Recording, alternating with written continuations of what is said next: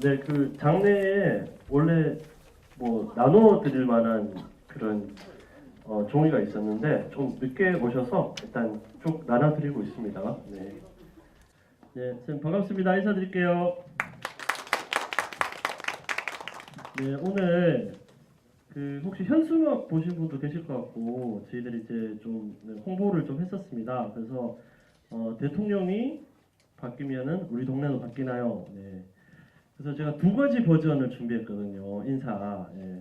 하나는 한 100명의 주민들이 왔을 때 하는 인사랑 조금 많이 아시는 분이죠. 왔을 때 인사랑 했는데 좀 섞어볼게요. 네. 그 여러분 혹시 오시다가 보면은 물레역 이렇게 거쳐서 오시거나 오시잖아요. 네. 그 건너편에 건물이 되게 비어져 있어요. 혹시 무슨 건물인지 아세요? 그러니까 물레역 지금 이 건물 맞은편에 예, 예, 한국전력 건물입니다. 비어진 지 꽤 됐어요. 예, 그래서 관리하시는 분도 계시고 있는데 비어진 지 꽤 됐습니다. 그래서 제가 건널 때 길이 너무 협소하고 그래서 너무 많은 분들이 내리시는데 좀 그렇기도 하고 그렇게 계속 비어 있으니까 언제가 궁금한 거예요. 저게 뭐 하는 데지? 그래서 한번 찾아봤습니다. 찾아보니까 한국전력 건물이고 한국전력이 더 이상 이제 그 큰 송전할 필요가 없어서 지금 비워져 있는 거예요. 예. 그런데 최근에 한국전력이 그 땅을 좀 잘 해보겠다고 부동산 사업부 같은 걸 하나 만들었어요. 예. 그래서 한국전력이 거기다가 혹시라도 개발이 되면은 이제 그 어떤 이익과 관련된 걸 하겠다고 이제 내부적으로 어떤 결정을 한 거죠. 예. 그래서 한국전력이 도대체 누구까지 해서 또 찾아봤어요. 그러니까 국민연금이 한 20 몇 프로 갖고 있고 국가가 한 10 몇 프로, 뭐 개인 투자자가 한 20 몇 프로, 뭐 그 지자체가 몇 프로, 뭐 이런 식이에요. 예. 그래서 저는 그때부터 궁금한 거죠. 한국전력이 공기업이라고 난 들었는데 왜 그 자기들의 어떤 땅을 부동산 사업을 하려고 마음을 먹고 지금도 그 준비를 하고 있을까? 예. 그래서 저의 어떤 이런 개인적인 이 보행의 불편함이 자꾸 그까지 간 거예요. 예. 그러면서 저는 여기 오신 분들이 혹시라도 지역을 돌아다니고 할 때 대부분 그런 불만과 뭘 알았을 때 어떻게 표현하냐면은 내가 잘 국회의원을 잘 아니까 내가 구의원 누구 아니까 전화해서 물어볼게. 예, 이렇게 하거나 우리가 대통령을 잘 뽑아가지고 이런 거 진짜 혁신해야 돼. 대부분 이렇게 가시는 분이 있고요. 저처럼 그럼 난 뭘 할 수 있지? 어떻게 하면 되지? 너무 불편한데? 저기 그냥 공원 있으면 참 좋겠다. 이렇게 하는 거죠. 저는 이런 파편화된 저 같은 분을 좀 동네에서 많이 만나고 싶었습니다. 그래서 오늘 그에 맞는 강사님을 한번 모셨고요. 이 강사님이 아마 풀뿌리 민주주의에 아주 공부도 많이 하셨고 이야기를 많이 하셨습니다. 네, 앞으로 모시겠습니다. 하승우 대표님, 대표 나왔다. 하승우 연구위원님 앞으로 모시겠습니다. 네. 네, 안녕하세요. 방금 소개받은 하승우라고 합니다. 이게 좀 내려와야지. 네. 그 조금 전에 들어오는데 이용희 사무장님이 포스트 적으라 옷이 똑같다고 얘기하셨는데요. 똑같지는 않고 안에는 바뀌었습니다. 네. 네, 옷을 갈아입습니다. 사실 이게 주제를 주실 때 대통령이 바뀌면 우리 마을도 바뀌나요라는 주제인데요. 어떻게 오신 분들은 어떻게 생각하세요? 사실 대통령이 바뀌고 난 뒤에 조금 마음은 편해지셨죠. 네, 이제 겨울에 나갈 일도 뭐 필요하면 또 나가야 되겠지만 어쨌든 조금 나은 것 같고 한데 근데 문제는 우리 동네에는 그러면 어떻게 변하고 있을까? 여기 사실 저도 이 문제 되게 관심이 많거든요. 제가 요즘 가장 이상하게 의아하게 생각하는 게 서울시의 지하화 문제입니다.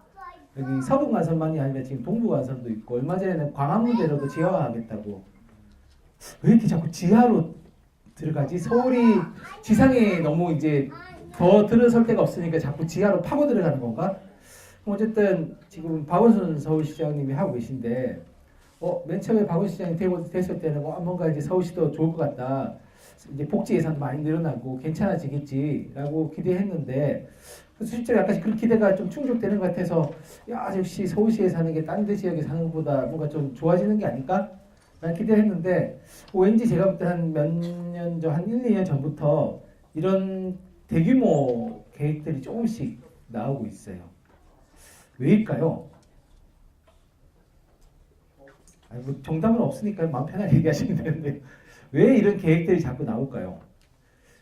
서울시에서 굳이 사실은 주민들 입장에서는 좀 불편하겠죠. 차가 막히면.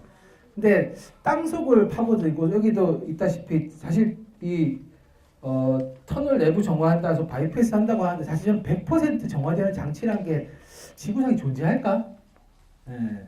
그리고 이 100%가 해도 어쨌든 보면 사고가 날 수도 있고요. 터널이라고 하는 게 깊게 들어가면 깊게 들어갈수록 이렇게 위험해질 수밖에 없는 게 지하인데 왜 자꾸 굳이 지하로 들어가서 뭔가를 하려고 할까? 약간 저는 그런 의아함이 있고 또 이제 최근에 서울시가 많이 고민하는 게 이제 뭐 이렇게 강남권의 국제 컨벤션 뭐 회의 같은 거 유치. 사실 이게 속도를 빨리 하는 게 그런 계획하고도 연동돼 있거든요. 관광객을 더 많이 받고 국제회의를 더 많이 유치하고 그러려면 숙소랑 여기 왔다 갔다 하는데 빨라야 되니까 자꾸 뭔가 속도감을 더 붙이는 형태로 가는데 사실 저는 사람이 살기 좋은 도시는 속도감이 붙는 도시가 아니라 조금 더 느려도 괜찮은 도시인 거죠. 누구 속도에 맞춰서 우리가 기본적인 삶의 속도를 맞출 거냐 이게 되게 중요한데 어느 순간 서울도 뭐 느림 뭐 이런 거 되게 많이 했지만 어느 순간 갑자기 굉장히 빨리 속도가 붙고 있는 것 같다. 또 마찬가지로 그런 질문이 필요한 거죠. 왜 그럴까? 그리고 그래서 약간 저는 이 질문에 이제 한번 괄호를 치고 해보는 거죠. 대통령이 바뀌면 우리 마을도 바뀔까? 대통령이 아니라 시장님이 바뀌면 우리 마을이 바뀔까? 구청장이 바뀌면 우리 마을이 바뀔까? 했을 때 대통령, 시장, 구청장 중간에 국회의원도 넣을까요? 국회의원 중에 하면 누가 바뀌면 가장 마을에 영향을 크게 미칠까요? 네,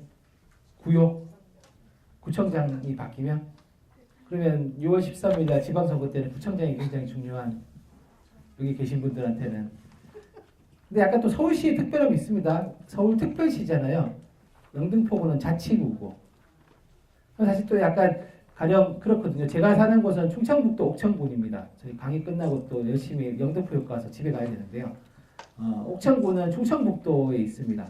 충청북도 도지사하고 옥천군수의 관계는 상하 관계는 아닙니다. 법적으로 따지면.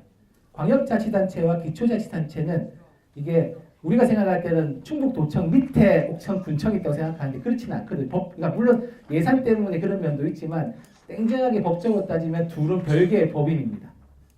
근데 특별시는 또 약간 특별시장시기 때문에 시장에 대해서 이 광역시장에 대해서 가지는 권한이 좀 있습니다. 그래서 사실 저는 누가 바뀌면 조금 더 우리 지역에 우리 마을에 영향을 미칠까 보면 사실 대통령이 바뀌는 것도 굉장히 중요한데 금방 얘기하셨다시피 시장이 누구고 구청장이 누군가가 우리의 일상과 되게 직접적으로 밀착된 문제가 있는데 우리들이 약간 좀 그런 게 있습니다. 무언가가 누구 한 명 가장 센 권력을 가지고 있는 사람이 바뀌면 나머지도 굉장히 자연스럽게 바뀔 거다라고 생각하는데 제가 볼 때는 실제로는 그렇지 않은 면이 되게 많고요. 어쩌면 그 약간 반대일 수 있다. 나라는 굉장히 좋아지는 것 같은데 실제로 내가 살고 있는 지역은 오히려 더 팍팍해지는 형태로 변화가 올 수도 있다라고 생각을 항상 그렇다는 건 아닌데요. 그런 개연성은 계속 있다라고 생각을 합니다. 그래서 뭐 그와 관련된 이야기들을 제가 밝고 희망찬 얘기를 막 해주는 스타일은 좀 아니고요. 약간은 우울하고 같이 좀 고민해야 되는 이야기들을 좀 이제 같이 나눠보려고 합니다. 그래서 네. 네. 지난주 금요일 날 되게 역사적인 현장이 있었죠. 서울시에서도 냉면이 그렇게 많이 팔렸다라고 얘기를 하던데요. 어쨌든 남북한이 진짜 이렇게 만나서 사실 휴전이 아니라 종전이라고 하는 것도 논하고 그동안 굉장히 저희 불안한 면도 있었지 않습니까? 계속 진짜 전쟁 나는 거 아니야?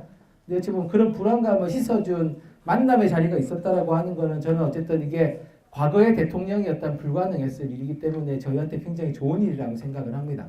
근데 그렇게 좋은 일 뒤에는 또 뭐 어떤 현장이 또 있냐면 그런 거죠. 한편에서는 비핵화와 한편에서는 점진적인 군축이 논의되고 있는데 어느 마을에서는 지금 사드라고 하는 이 어쨌든 이 감시망이 들어가는 것 때문에 갈등을 빚고 있고 어느 순간 이게 보면 또 경찰들이 마치 이게 이런 우리 광경은 아마 이제 대통령 바뀌었으니 더 이상 이런 광경들은 안 보겠지라고 생각했는데 또 이 광경을 이제 목도해야 되는 누군가는 위태롭게 난간 위에 올라가 있고 밑에는 그냥 이렇게 매트리스 깔고 어찌 보면 이게 이쪽에 안전장치라고 깔겠지만 그러니까 자기 삶을 생명을 걸고 절실하게 싸울 수밖에 없는 누군가를 계속 만들고 있는 사회는 저는 뭔가 한번 돌아봐야 되는 사회인 거고요. 비핵화를 저희가 논의하고 있지만 사실 제주도 강정마을에는 몇 달 전에 미군 핵 잠수함이 들어왔습니다. 핵 잠수함이 들어와서 잠수함에 있던 여러 가지 폐기물들을 버리고 갔는데 그 폐기물이 뭔지는 아직 잘 모릅니다. 국내에 있는 업체가 이렇게 제주 계약된 업체가 와가지고 가져갔는데요. 그러면 그런 거죠. 비핵화에 있는데 비핵화된 나라에 군사기지가 있고 그 군사기지에는 미군의 혹은 다른 외국의 군함이 들어오고 핵잠수함이 들어오고 했을 때 그럼 이거는 우리는 어떻게 또 받아들여야 되는 건가? 그냥 이거는 우리 잠수함 아니니까 한반도는 비핵화야. 이렇게 얘기하면 되는 건지 그런 것들이 저희는 약간 동시적으로 보여주고 있는데 어찌 보면 우리 마음에는 그런 게 있는 거죠. 좀 불편한 건 덜 보고 싶고 행복한 건 좀 자주 보고 싶고 그럼 우리는 이제 이런 뉴스가 뜨면 클릭해서 이 뉴스를 바꾸는 거죠. 희망찬 뉴스로. 근데 문제는 뉴스를 클릭해서 바꿀 수도 있겠지만 실제 사회는 그렇게 클릭으로 바뀌지 않는 거고 뭔가 그럼 우리가 살고 있는 현실을 조금 더 우리가 깊게 불편하더라도 대면하고 마주하는 저는 시간들이 되게 필요하다라고 생각을 합니다. 그래서 세상이 바뀐다. 마을도 바뀌고 세상이 바뀐다라고 하는데 그럼 도대체 바뀐다라고 하는 걸 뭘로 측정할 거냐? 예전에 공자님은 이렇게 나이가 들수록 이제 의욕도 없어지고 이제 세상이 어떻게 돌아가는지 이치도 깨닫고 순리를 깨닫게 된다 이러는데 사실 우리는 요즘 보면 막 그렇지 않습니까? 나이가 먹어갈수록 되게 불안해지는 거죠. 내가 진짜 계속 언제까지 일할 수 있을 건지 내가 언제까지 이렇게 생계를 하면서 집값은 계속 올라가는데 언제까지 이걸 맞춰주면서 내가 살고 있는 이 동네에 살고 있을 건지 그런 것들이 계속 불안해지는 사회에 살고 있습니다. 나이가 들어갈수록 안정되는 게 아니라 나이가 들어갈수록 미래를 잘 모르겠고 내일 당장 무슨 일이 벌어질지 모르는 사회에 살고 있는 거죠. 사실 뭐 지금 또 우리는 괜찮지만 몇 달 전에 작년에 지진 나고 해서 또 되게 불안했지 않습니까? 우리는 지진하고 전혀 상관없는 나라인 줄 알았는데 막 지진이 나는 거죠. 제가 사는 옥천군도 지진지대가 있거든요. 그래서 몇 달 전에 서울은 잘 모르셨는데 한번 지진이 왔는데 진짜 약간 이렇게 바로 옆에 기차가 확 지나가는 느낌으로 들들들 떨렸거든요. 그러니까 뭐냐면 예전에 없던 공포감들이 막 생기는 거죠. 그러니까 이제 약간 뭐 비행기가 약간 저공비행하면서 이렇게 굉음이 울려도 사람들이 막 불안해하는 겁니다. 지진 난 거 아니냐? 내가 살고 있는 건물은 괜찮은 거냐? 그러니까 이런 것들이 계속 불안함을 가중시키는 거 있는 거고 또 한편 옛날에는 이런 이제 통일이나 민주주의나 평등 이런 가치를 외치기만 해도 그 가치를 얘기할 수 있는 사회만 되면 되게 좋다라고 생각했는데 요즘 이런 것들이 막 충돌합니다. 민주주의도 서로의 민주주의가 충돌하는 거죠. 내 의견이 받아들이지 않으면 무조건 있다. 이거는 다 민주주의 아니다. 또 어느 편에서는 그런 거죠. 이렇게 예전에 제가 봤을 때 그 이마트 파업하고 이랬을 때 또 일본의 분들이 나의 쇼핑할 권리를 침해하지 마라. 이런 얘기를 또 하시고 그랬거든요. 그러니까 뭐냐면 권리의 충돌이 생기는 겁니다. 나는 억울하게 내가 열심히 장사해서 이 가게 같이 올라가면 나가기 싫은데 갑자기 집주인은 나가라 그러고 집주인은 야 이거 내 건데 네가 뭔데 여기서 개입하냐. 그래도 나는 여기서 내가 이렇게 일궈놓은 상권이라고 하는 게 어떻게 하는 거지. 그러니까 이런 것들이 보면 서로의 권리들이 충돌하는 시대에 살고 있으니까 또 뭐냐면 옛날에는 그냥 신경 안 쓰고 세상을 사는 게 그냥 괜찮은 거라고 생각했는데 요즘은 그냥 살아가기 위해서는 내가 끊임없이 뭔가에 대해서 갈등하는 관계, 그러니까 내가 원해서가 아니라 어느 순간 갑자기 갈등 관계에 노출될 수밖에 없는 사회에 저희가 또 살고 있습니다. 그리고 아까 말씀드린 것처럼 세상 나라는 좀 바뀌는 것 같은데 진짜 내가 살고 있는 동네는 왠지 어제와 같은 오늘 같다. 조금 뭔가 바뀌는 것 같더니 좀 지나면 다시 되돌이되는. 아까 여기 갑자기 이 서부간선도로 지하화처럼 그런 거지 않습니까? 배출구 근처에 사시는 분들은 사실 이게 약간 날벼락이잖아요. 근데 지금 또 서울시는 동부간선하고 어떻게 얘기하냐면 중랑천 이쪽 분들한테는 여기 공원으로 재개발해서 굉장히 좋은 주거 환경을 만들어주겠다.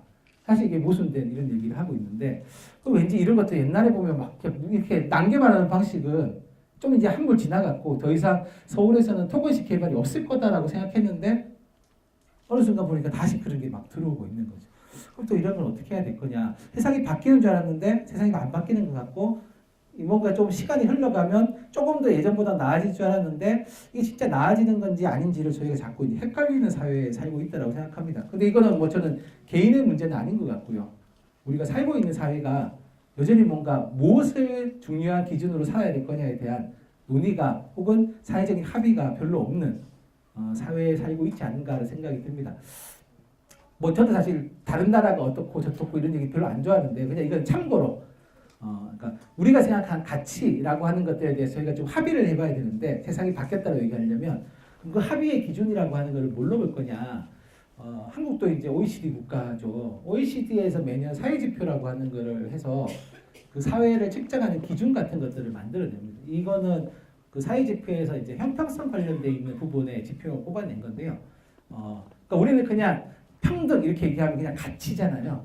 근데 이 평등이란 가치를 어떻게 사회적으로 정의하고 측정할 거냐에 대한 논의가 여기에서는 이제 막 활성화되고 있는 거에서 뭐 물자 부족, 소득 불평등, 성별 임금 격차, 세대 그러니까 부모 세대 소득과 이게 자녀 세대가 어느 정도로 이동 가능하냐, 공공부문의 사회 지출은 어느 정도 되느냐, 총 사회 지출 어느 정도 되느냐, 빈곤 지속은 어느 정도 계속 그러니까 그냥 빈곤하다가 아니라 중위소득 40% 이하의 3년 이상 묶여 있는 사람들 비중이 어느 정도 되느냐 이런 식으로 측정해야지만 조금 더 그 사회가 공평한지 불공평한지를 측정할 수 있다라고 하는 이쪽의 방법들을 계속 개발을 하는 겁니다.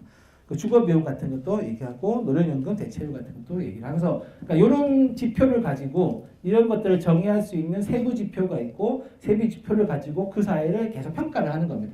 그래서 이게 진전되고 있는지 안 진전되고 있는 건지 진전이 안 되고 있다라면 왜 그러냐? 가령 뭐 부모 소득 세대가 자녀 세대에서 이동이 잘 안 된다. 여기 보시면 소득 불평등이 만연할수록 교육비 지출이 높을수록 세대 간 이동이 낮게 나타난다. 라고 얘기하는 것처럼 그러니까 원인을 분석하는 겁니다. 원인을 분석하는 이유는 그냥 분석하는 게 아니라 사실은 조금 더 변화된 사회를 만들기 위해서 사회적으로 합의하는 것들을 이제 만들어내기 위해서 지표를 쓰는 겁니다. 근데 한국에서도 보면 이런 식의 지표들 가끔씩 만들긴 하는데 이게 약간 세부화되지 않거나 아니면 굉장히 편의적으로 만들어져 있는 것들 되게 많습니다. 이거는 부탄이라고 하는 나라의 GNH라고 하는 국민 총행복. 그러니까 우리는 보통 GDP로 행복을 측정하지 않습니까? 그래서 우리는 국민소득 3만 불. 뭐 이게 이제 주요한 구호인 거죠. 근데 이제 부탄에서는 국민 총행복이라고 하는 지표를 만들고 그 행복을 측정하는 지표를 만든 겁니다. 그래서 심리적인 만족도, 심리적인 웰빙, 그다음에 시간을 어떻게 쓰고 있는 거냐. 뭐 그냥 우리는 보통 노동 시간 몇 시간 얘기 아니라 좀 노동하지 않는 시간을 어떻게 쓰고 있는 거냐. 이거를 사실 봐야 된다. 그리고 지역 사회가 가지고 있는 뭐 개인들과 지역 사회가 가지고 있는 이쪽의 생명력이 어느 정도 되느냐, 상호간에 얼마나 소통하고 있는 거냐, 뭐 문화적인 다양성. 전 사실 이거 뭐 약간 방언을 얼마나 많이 쓰는 비율이냐 이걸 따라서 이제 이 다양성 문화를 측정하는 거죠. 우리는 막 표준 말을 막 이렇게 익히도록 하는 사회인데 그런 다양성, 그다음에 보건, 교육, 그다음에 생태계도 들어가 있습니다. 그리고 생활 수준, 뭐 굿 거버넌스라고 좋은 거버넌스 이런 형태로 그러니까 이런 식의 지표들이 결국 행복을 완벽하게 설명해내지 못하지만 이런 다양한 것들이 측정 기준이 돼야지만 우리가 그냥 잘 사냐 못 사냐가 아니라 행복하냐 안 행복하냐에 대한 기준을 잡을 수 있다라고 하는 논의들을 부탄에서는 하고 물론 저는 부탄 사람들이 다 행복하다고 생각하지 않습니다. 거기 아직 뭐 한계가 많겠죠. 왕정 국가고 그렇지만 무엇을 가지고 삶의 변화라고 하는 것들을 측정할 거냐라고 했을 때 어쨌든 이런 것들은 중에 다른 식의 사회가 바뀌고 있다라고 하는 것을 측정할 수 있는 최소한의 합의점이 뭐냐라고 하는 것들에 대한 논의들을 할 수 있도록, 그러니까 그냥 지표라고 하는 게 측정하는 게 중요한 게 아니라 이걸 가지고 얘기할 수 있도록 만들어 나가는 것들이 되게 중요하다라고 생각을 합니다. 그렇지만 이제 그렇다면 이제 우리는 그런 거죠. 한국은 그렇다면 바뀌었냐 안 바뀌었냐, 세상이 변화했냐 안 변했냐라고 하는 것들을 뭘로 측정할 거냐? 우리는 뭘로 측정하면 좋을까요? 뭐 북한처럼 행복, 아니면 뭐 이게 좀 일종의 형평성, 사회가 얼마만큼 평등해지고 있는 거냐, 아니면 그 속에 살고 있는 사람들이 얼마나 행복하냐, 이런 것들에 대해서 그냥 바뀌었냐 안 바뀌었냐, 그냥 그런 약간 지향을 뭘로 잡을 거냐에 대한 저는 고민이 필요하고, 사실 그거에 대해서는 저희가 지금 보면 많이 했죠. 촛불 권리 선언이라고 하는 게 나왔던 이유는 최소한 어쨌든 박근혜 씨가 내려오고 난 뒤에 한국 사회는 이런 방향으로 갔으면 좋겠다라고 하는 것들을 사실은 촛불 권리 선언이라고 하는 걸 또 저희가 이제 모아냈던 과정이 있습니다. 그래서 뭐 전체는 10개지만 어쨌든 가장 기본적인 그런 거죠. 지금까지 한국 사회에서 문제가 생겨왔던 거는 다 국민의 군림하는 정치가 있었던 거다. 정치인들이 선거 때만 되면 마치 뭐 앞으로 열심히 하겠습니다, 국민의 말을 듣겠습니다, 뭐 이런 얘기하지만 실제로 안 그래왔던 거죠. 그리고 사실 어느 면에서 저는 우리가 그걸 방조했다라고 생각합니다. 우리 사실 알고 있지 않습니까? 저 사람들 당선되고 나면 우리한테 어떻게 대할지. 근데 우리는 항상 지난번에 제가 잘못했고 이번에 진짜 제가 잘하겠습니다, 새누리당 막 무릎 꿇고 뭐 잘하겠습니다 이렇게 하면 사람들이 갑자기 막 이 표를 찍어주잖아요.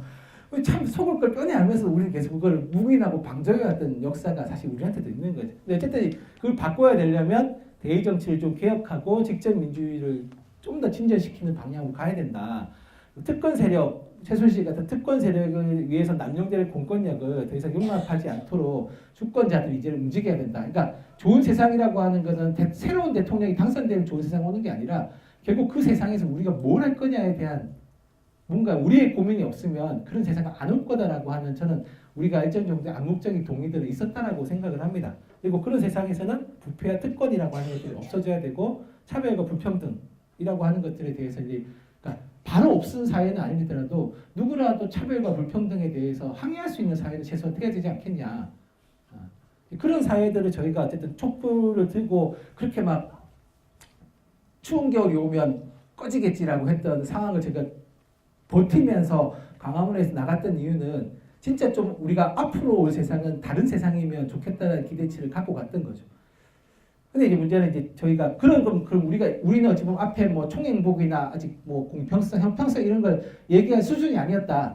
일단 우리는 가장 기본적인 지향이라고 하는 걸 이걸로 뭉쳐냈다라고 하면 사실 저희는 이제 1년 정도 지났지 않습니까? 확인해 봐야 되는 거죠. 1년 정도 지났는데 뭐 당장 삶이 획기적으로 바뀌지는 못하겠지만 그럼 우리의 삶은 우리가 얘기했던 이것에 맞도록 어느 정도 바뀌었을까? 하나도 안 바뀌었다 이렇게 얘기하면 저는 약간 거짓말이라고 생각하고요. 조금 바뀌었겠지만 그럼 뭐가 바뀌었고 뭐는 안 바뀌었냐에 대한 저는 고민이 좀 필요하다라고 생각을 합니다. 어쨌든 그런 방향으로 가기 위해서 세상을 좀 바꿔야 되는데요. 인터넷에 검색해보면 세상을 바꾸는 방법이 많이 나와 있습니다. 제가 한번 구글에서 검색해봤는데요.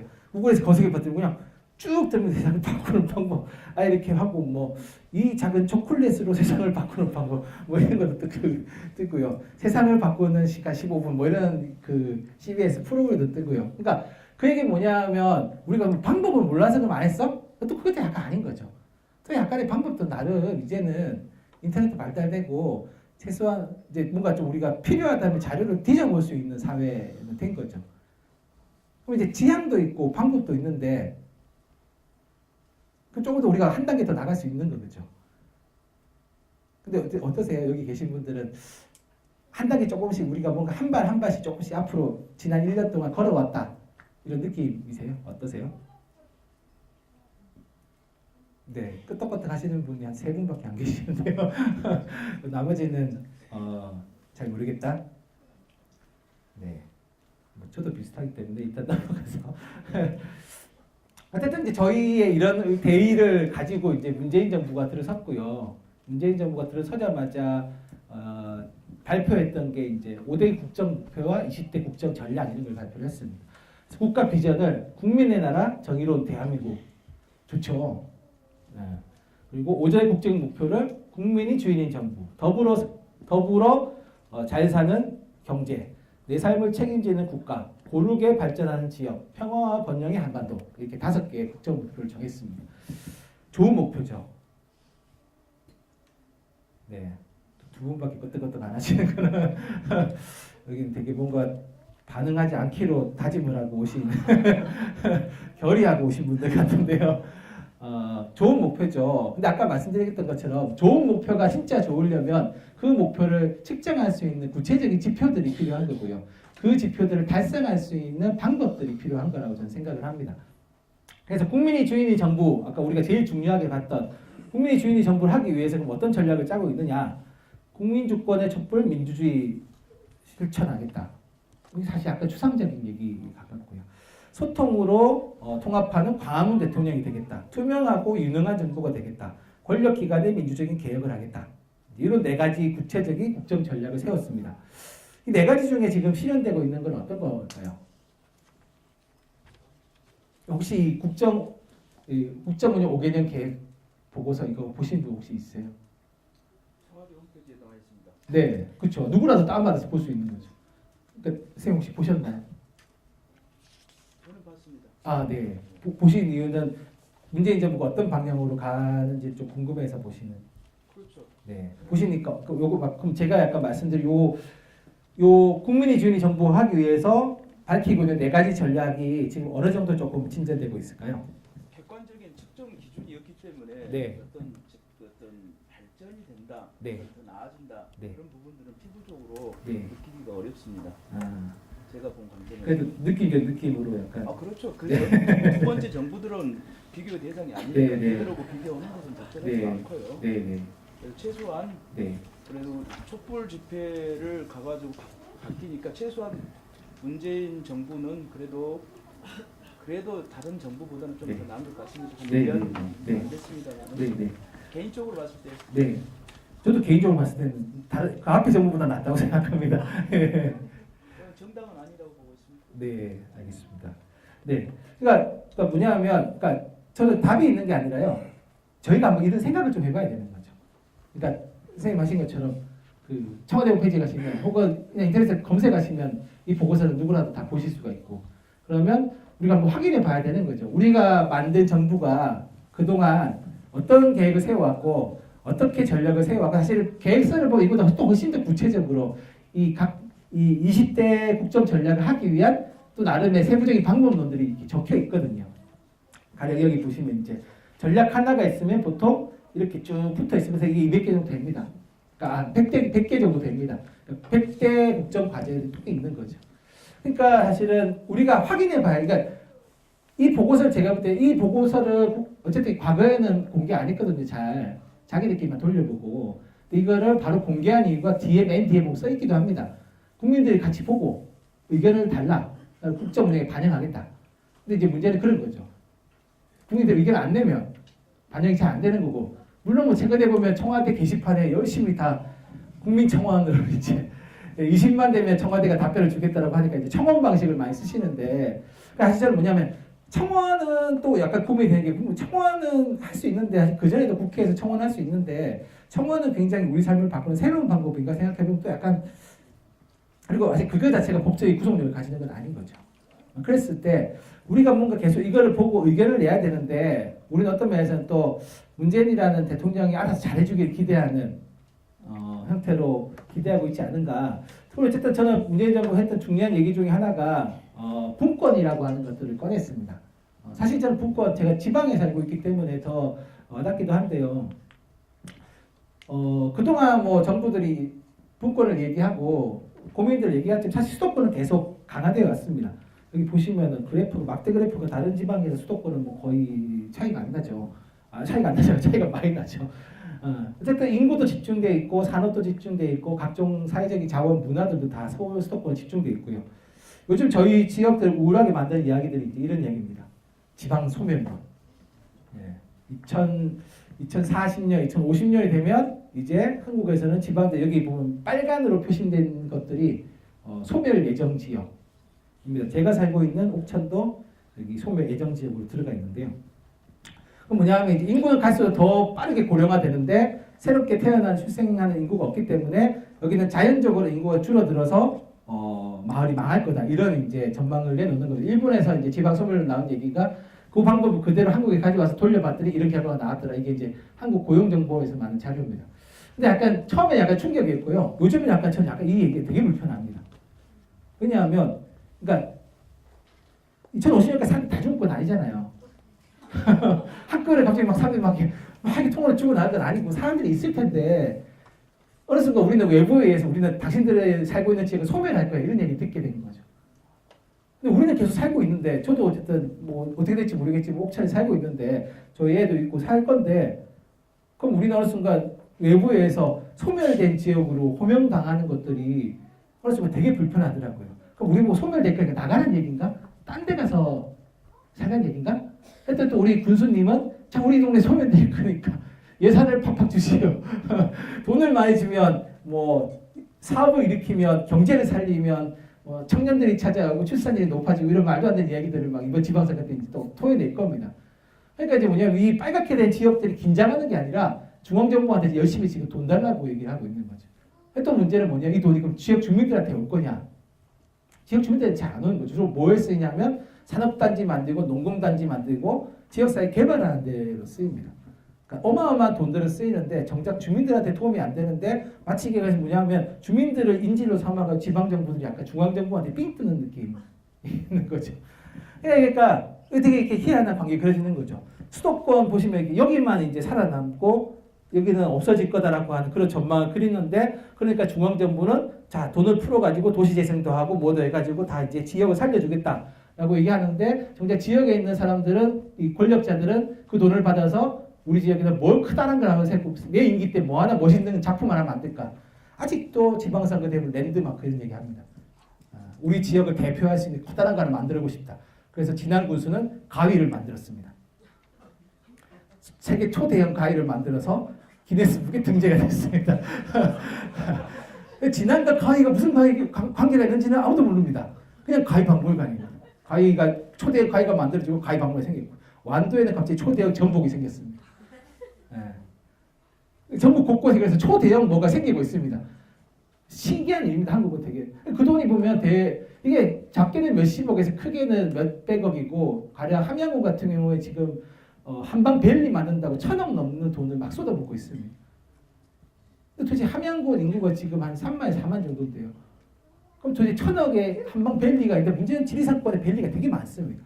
근데 또 벨리 만드는 게 도대체 무슨 의미가 있을 거냐. 물론 관광하는 데 뭐 도움이 되겠다는 명목하고 지역 경제 살리겠다 얘기하는데 좀 특별한 게 한 개 정도 한두 군데 정도 있어야지 갈 텐데 우리는 뭐 전국에 다 합니다. 케이블카가 잘 됐다고 하니까 전국 다 케이블카 만들려고 하고요. 얼마 전에 설악산에 무슨 흔들다리가 떴다 이러니까 또 지방정부들이 다 우리도 흔들다리 뭐 이러면서 막 신청을 합니다. 그러니까 이게 뭐냐면 정말 이게 되게 기이한 거죠. 되게 정말 이게 보면 더 심각한 집중도 저는 수도권에 사는 사람도 행복할까? 그럼 또 그것도 아닌 것 같거든요. 그럼 모두가 다 불행한데 그럼 도대체 누가 행복한 거냐?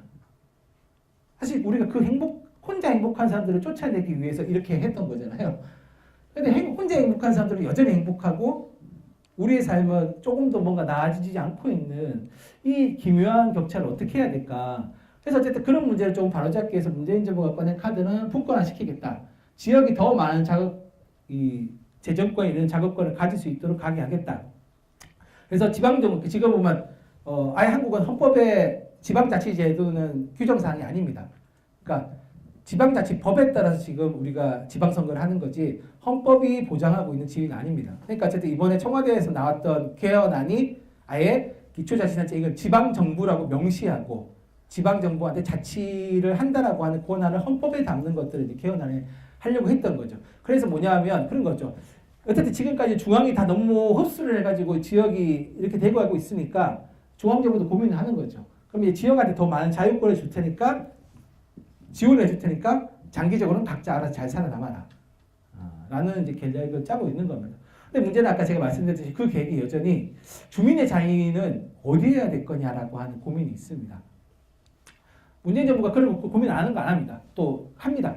획기적인 자치분권 추진하고 뭐냐면 주민 참여를 실제로 하겠다라고 하는 계획을 했고 그걸 뒷받침하기 위해서 재정분권도 하겠다. 그 되게 특이하게 그렇습니다. 한국은 지방자치제를 실시하고 난 뒤에 지방 재정은 더 나빠졌습니다. 기묘한데 재정 자유도가 계속 떨어집니다. 수도권 빼고는. 그럼 뭐냐면 국세로 계속 더 많은 재원들이 들어오게 됩니다. 그래서 지금 국세랑 지방세 비율 따지면 한 8대2 정도 됩니다. 그러니까 국가가 8을 걷고 지방이 2를 걷는 겁니다. 지금 문재인 정부가 내놓은 안이 국가가 6을 걷고 지방이 4를 갖게 하겠다. 6대4, 8대가 6대4로 바뀌면 그러니까 뭐 별거 아닌 것 같은데라 생각할 수 있겠지만 사실 2배가 재원이 늘어나는 겁니다. 그래서 약간 지역민들이 또 저희 같은 지방에 사는 사람들은 두려움에 떨고 있습니다. 지금도 저렇게 돈 가지고 난리 치는데 그러니까 지방정부가 재정이 더 나아지면 좋겠다는 지역 주민들이 환호하는 게 아니라 걱정부터 먼저 합니다. 쟤들이 또 저 돈 가지고 뭔 짓을 할까? 이런 약간 고민들을 하는 거죠. 그런데 또 어쨌든 이 안에 보시면은 그런 게 있습니다. 주민 직접 참여 제도를 활성화하겠다. 근데 사실 주민 참여 제도는 없는 게 아니라 이미 있기도 하거든요. 주민 투표제도, 주민 발의제도, 주민 소환제도, 주민 소송제도 다 있습니다. 다만 지금은 굉장히 쓰기 불편하게 만들어놨습니다. 너무 지나치게 요건을 높여놓거나 특정 사안에 대해서 아예 청구를 못하도록 돼 있기 때문에 했는데 지금 문재인 정부가 이걸 이제 풀겠다라고 얘기하는 겁니다. 그래서 제가 그래도 저는 이제 역사가 진보하는 거구나 이런 생각이 들었던 것 중에 하나 뭐냐면 이렇게 주민 발의 제도인데요. 주민 발의 제도가 서명 받는 것 때문에 되게 까다롭고 되게 귀찮았거든요. 지금 행안부 안이 모바일로 인증하도록 하는 어차피 이게 다 우리는 보안 시스템돼 있으니까 모바일로 인증하면 자동적으로 서명되도록 하는 저는 이건 좀 좋은 것 같아요. 그럼 이제 저희 문자 쫙 돌려서 카카오톡이나 이런 거에서 주민 발의 요건안을 갖추기는 되게 용이해진 거죠. 예전에는 막 주소 제대로 기입 안 했다 자르고 서명이 약간 이상하다 자르고 이래가지고 한 5만 명 받아가면 한 2만 5천 명만 살리고 이랬거든요.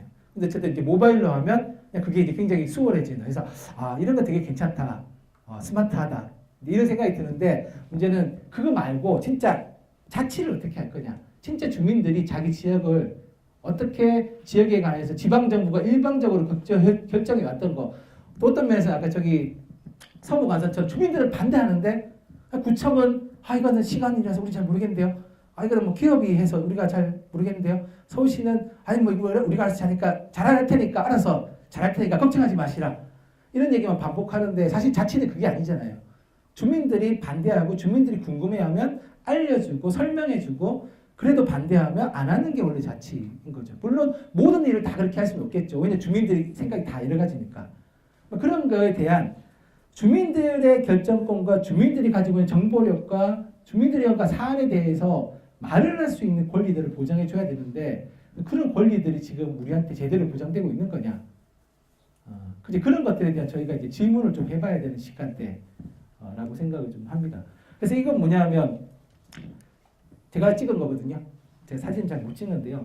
왜 찍었냐면 헌법재판소 앞에 이제 헌법소원하러 갔다가 종로구에 딱 우연히 봤는데 이런 플래카드 걸리게 뭐냐면 저희 이제 선거구 획정할 때 서울시가 선거구 획정 4인 선거구 다 쪼개가지고 2인으로 바꿨지 않습니까?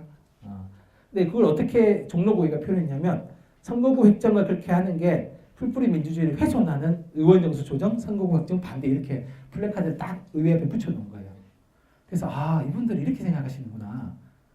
지금까지 어쨌든 선거구가 작아가지고 그냥 양대 정당이 이렇게 기호 1, 2번이 항상 되는 지방선거였던 거죠. 그러니까 우리는 관심이 별로 없는 거죠. 왜냐하면 우리가 원하는 사람 찍어줘도 잘 안 될 거라고 생각하니까 그냥 2개 정당 지지 안 하는 사람들 선거 잘 안 하게 되고 그 다음에 그 정보가 없는 분들은 그냥 이쪽의 정도는 1번, 2번으로 막 결정해 놨는데 선거구를 더 넓혀가지고 정치 다양성도 넓히고 확대하고 했더니 이분들은 그게 선거구를 더 넓히는 거기 때문에 풀뿌리 민주주의의 정신을 훼손하는 거다. 뭐 이렇게 이제 보는 이 기이한 풍경은 이게 사실은 중앙정부만 기득권이 있는 게 아니라 사실 지역사회도 굉장히 강력한 기득권들이 있는 거죠. 어찌 보면 뭐 둘 중에 누가 더 힘이 세다 이런 얘기 저는 뭐 잘 모르겠고요. 지역사회도 분명히 그만큼의 굉장히 강고한 기득권 이해관계가 있는데 여기는 아직 도전을 안 받은 거죠. 우리가 광화문에 나가서 청와대에 있는 권력을 한번 끄집어 내려봤는데 그럼 이제 우리가 지역에 있는 권력도 한번 끄집어 내봐야 되는 시점이 됐는데 그럼 우리가 이 권력을 어떻게 끄집어 내릴 거냐 라고 하는 이제 고민이 한편에 드는 게 있고요. 아까 이제 이런 거죠. 참여할 통로가 전혀 없는 게 아니라 있기는 한데 그럼 이런 것들 우리가 그동안 못 써왔는데 그럼 이제 우리가 새로운 시대를 맞이해가지고 이런 제도를 한번 적극적으로 활용해 볼 거냐? 우리가 원하는 지역사회 정책을 위해서 활용할 거냐? 라는 생각을 하게 되는데 저는 약간 뭐냐 하면 빨리 우리가 뭔가 빨리 사회를 바꾸기 위해서 빨리 법을 바꾸고 빨리 제도를 개선하고 이런 것들이 중요한데 저는 약간 그거에 앞서가지고 좀 고민해 봐야 되는 부분이 있다고 생각을 합니다. 제가 좋아하는 책이기도 한데요. 이런 책이 있습니다. 국가처럼 보기라고 하는 제임스 스콧이라고 하는 사람이 쓴 책인데요. 이 책이 이제 그런 내용을 두꺼운 책인데 간단하게 압축하면 그런 겁니다. 정부라고 하는 게 사람들한테 나는 너희들을 다 망쳐버릴 거야 라고 생각할 정부는 역사상 없었다는 거죠. 모든 정부는 항상 너희들을 잘 살게 해주겠다. 시민들한테 행복한 삶을 보장해주겠다 라고 하는데 그렇게 하기 위해서 우리한테 뭐가 필요하냐면 누가 살고 있는지를 좀 잘 보이게 해야 된다는 거죠. 좀 이렇게 내 눈에 잘 읽히게 사회를 단순화시키는 게 일단은 필요하다.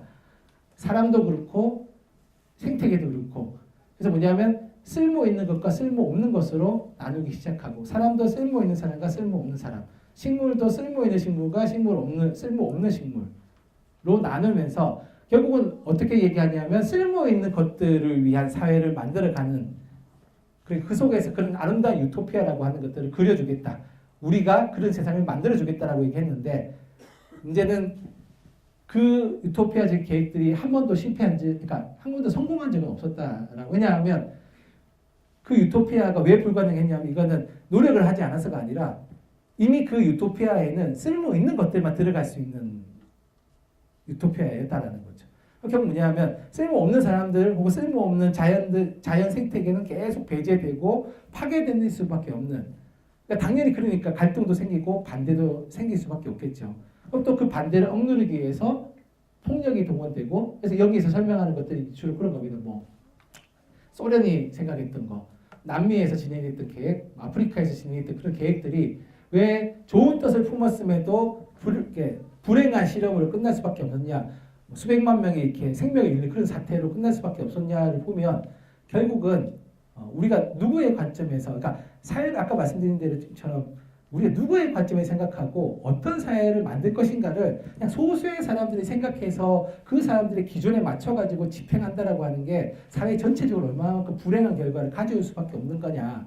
그에 대한 얘기를 하면서 이분이 좀 그럼 그거 말고 어떤 대안이 있는 거냐. 힘을 가진 사람들이 만들어준 유토피아 말고 무슨 대안이 있는 거냐라고 얘기했을 때 이 책에서 제시하는 게 뭐냐면 메티스라고 해서 그게 바로 이제 지역적인 문화, 지역적인 지혜, 그러니까 주민들이 가지고 있는 그 지역에 대해서 가지고 있는 이해도, 그러니까 정부의 지도에는 나오지 않지만 주민들은 알고 있는 그 무엇들, 화폐로는 잡히지 않지만 주민들은 주고받을 수 있는 그 무슨 관계들, 이런 것들이 실제로 주민들의 삶을 개선하는 데는 훨씬 더 많은 도움이 되는데 중앙정부는 자기들의 이 통일적이고 획일적인 계량에 맞지 않는 것들은 다 배제시키고 그런 것들 다 금지시켜 왔기 때문에 사실은 지역적인 것들은 파괴될 수밖에 없었고 새로운 것들이 들어왔으나 결국은 자리 잡지 못하고 튕겨날 수밖에 없었다라고 하는 게 이제 스콧이 바라보고 있는 생각입니다. 왜 제가 이제 이 얘기를 드리냐면 우리가 어찌 보면 민주주의라고 하는 것들을 얘기하지만 실질적으로 제가 볼 때 우리가 굉장히 얘기하는 굉장히 많은 민주주의들은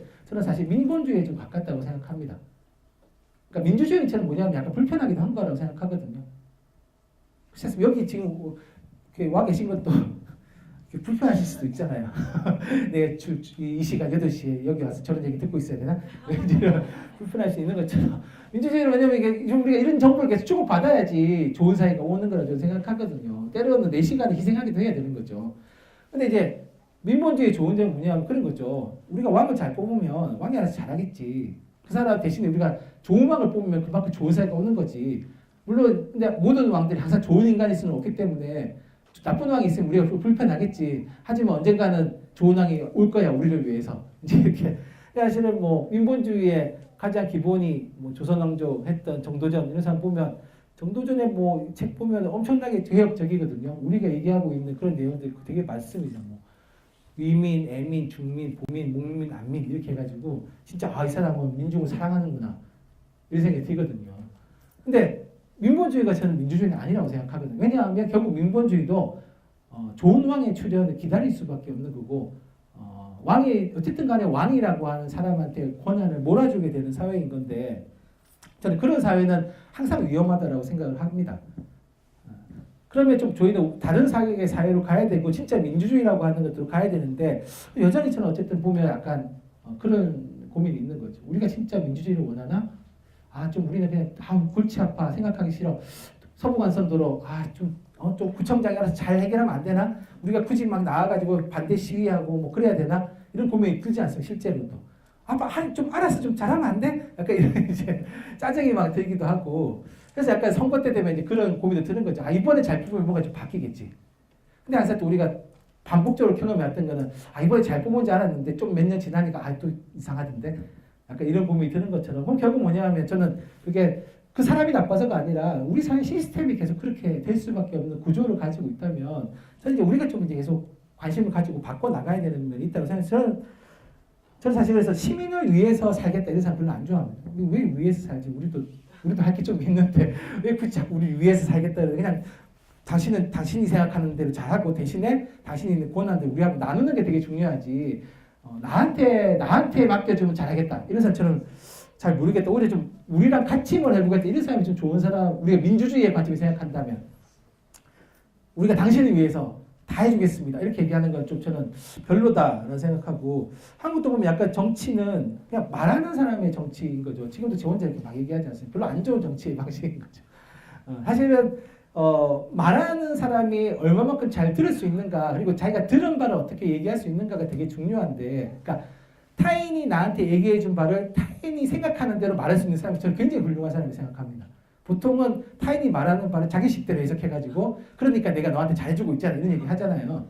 저는 항상 정치인들이 한번 그렇다고 생각하거든요. 우리가 가서 막 항의하면 알았어요. 내가 해서 그 얘기 충분히 들었으니까 가서 기다리면 내가 잘해줄게요. 했는데 그 다음에 또 그런 거죠. 그건 뭐냐면 이 사람은 우리가 말한 거 안 듣고 있다는 얘기인 거죠. 자기 말만 하는 거죠. 저희 동네 군수님이 그렇거든요. 질문 하나하나 20분씩 답변을 하세요. 근데 그 내용이 항상 그냥 우리가 물은 게 아니라 그냥 자기가 하고 싶은 얘기를 20분씩 그래서 사람들이 찾아가 얘기하다 이제 아는 거예요. 왜냐하면 그냥 질문 3개 하면 1시간인 거예요. 우리가 저 얘기 들으려고 간 게 아닌데 근데 군수님 되게 뭐냐면 자기는 되게 국민들하고 호흡을 잘한다고 생각하세요. 나는 국민들 찾아오면 저들 막지 않고 누가 찾아오든 난 다 이렇게 열심히 답을 해준다. 우리는 열심히 답을 원하는 게 아니라 우리가 원하는 질문에 대한 답을 하는데 본인만 계속 열심히 하는. 그러니까 이게 듣는 기가 전혀 발달되지 않은 분이 군수를 하고 있으니까 군정이 잘 안 돼요. 그러니까 우리가 생각하면 그런 거죠. 민주주의 관점에 생각하면 그럼 귀가 뻥 뚫린 군수를 뽑으면 혹은 귀가 뻥 뚫린 구청장을 뽑으면 될 거냐? 저는 그것도 좋지만 또 그 다음에 논의할 거는 그냥 잘 듣기만 하면 되는 게 아니죠. 우리가 원하는 바대로 결정을 같이 하도록 노력해야 되고 왜 우리가 이런 얘기를 할 수밖에 없는지를 그러니까 듣는 것도 있고 사실은 현장에 와봐야 되는 거죠. 왜 주민들이 반대하는지 봐야 되는 거죠. 들어서만 이해가 다 된다 이러면 저 되게 훌륭한 사람인데 그런 사람은 별로 없다라고 생각을 합니다. 그래서 저는 좀 이제는 좀 우리가 그 구조적인 면과 사실은 이런 면들도 고민해야 되겠지만 좀 이제는 우리의 삶과 구조가 어떤 식으로 연결되어 있는지 좀 봐야 된다라고 생각을 합니다. 혹시 내일이라는 그 영화 보신 분 있으세요? 야, 옥천에서 저도 봤는데 이럴 수가요. 물론 전 서울 와서 봤는데요. 내 다큐멘터리 영화인데 내일이라는 그런 거예요. 프랑스에 있는 시민이 우리는 프랑스하고 되게 잘 사는 줄 알고 있고 파리 택시 운전사 때문에 되게 프랑스는 진보적인 나라라고 지금 프랑스에 있는 사람들 되게 고민이 많습니다. 어떻게 앞으로 살아야 되지? 실업률도 높고 막 프랑스도 유럽에서 핵발전 1위 국가 뭐 이런 거죠. 어떻게 살아야 될까 고민하다가 진짜 대안이 없을까 이렇게 떠나는 겁니다. 대안이 없을까 막 떠나가지고 이렇게 막 돌아다니면서 대안적으로 살고 있는 사람들을 만나보는 과정들을 쭉 기록한 다큐멘터리 영화입니다. 그래서 처음에 먹거리를 시작해가지고 뭐 중간에 화폐, 정치 끝나서 뒤에는 교육으로 끝나는 5가지 메인 테마를 가진 영화인데요. 저는 이 영화가 좋았던 게 좀 덜 지루합니다. 다큐멘터리 영화의 가장 안 좋은 점은 굉장히 지루하다는 거죠. 좀 덜 지루하고요. 근데 고민이 뭐냐면 저는 되게 문제를 접근하는 방식이 되게 좋았다고 생각합니다. 아주 개인적인 문제에서 시작해가지고 점차 그 문제를 해결하기 위해서는 뭘 봐야 되지? 그러니까 처음에 먹거리로 했다가 아니 그럼 먹거리를 다른 식으로 우리가 다르게 먹을 수 있는 좋은 방법들이 다 나와 있는데 왜 우리는 그걸 못 먹는 거야? 라고 봤더니 시장 경제가 그렇게 만들어놨어. 그래? 그럼 시장 경제는 왜 이렇게 된 거야? 이렇게 막 하다가 아니 그럼 이 경제가 가지고 있는 문제점도 다 나와 있는데 왜 안 바뀌는 거야? 정치가 문제지. 뭐 이렇게 하면서 이렇게 문제를 따라가는 방식이거든요. 약간 저러면서 우리도 약간 그런 식으로 문제를 따라가는 방식들을 해보면 좋지 않을까. 구조적인 면에서 어쨌든 한국 사회에 좀 바뀔 거 많다고 생각합니다. 분권도 돼야 되고요.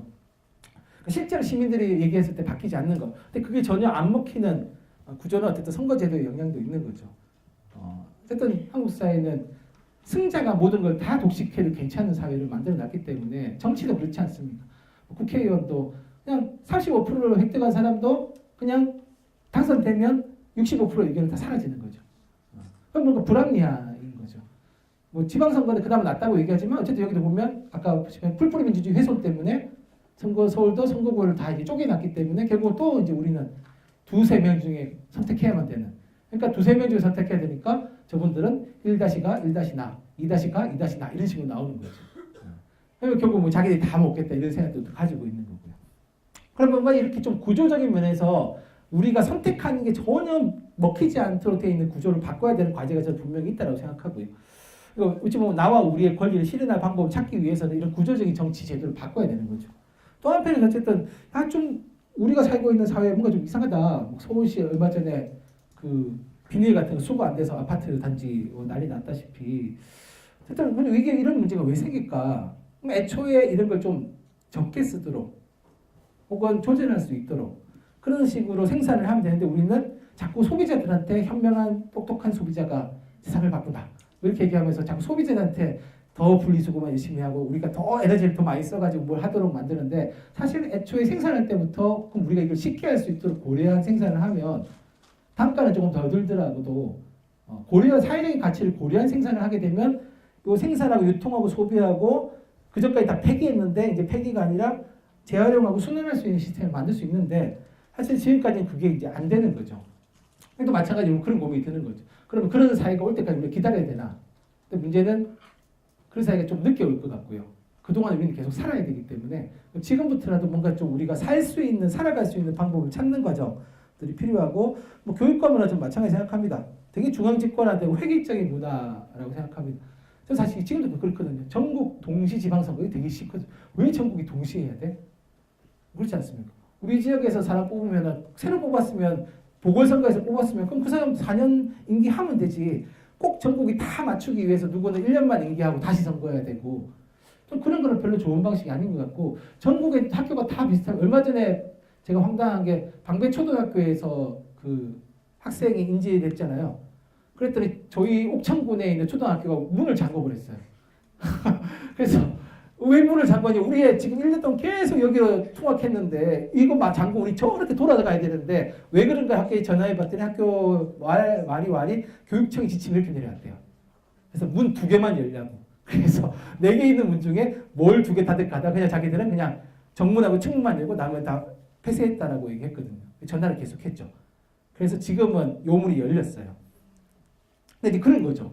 아주 편의적인 방식입니다. 교육청에서 공문 왔습니다. 이게 그냥 명분이에요. 아니 근데 교육청에 공문 왔는데 측문보다 후문을 더 많이 쓰는데 후문을 그럼 열고 측문을 조절하든지 해야 되는 거 아니야 했더니 그거는 저희 관리의 편의성 때문에 아니 관리는 행정 직원도 있고 선생님도 계시니까 조금 더 신경 써도 되지 않을까 했더니 그것도 규정상 이게 돼가지고 저희가 이제 확 열받아서 지역신문에 찔러버렸거든요.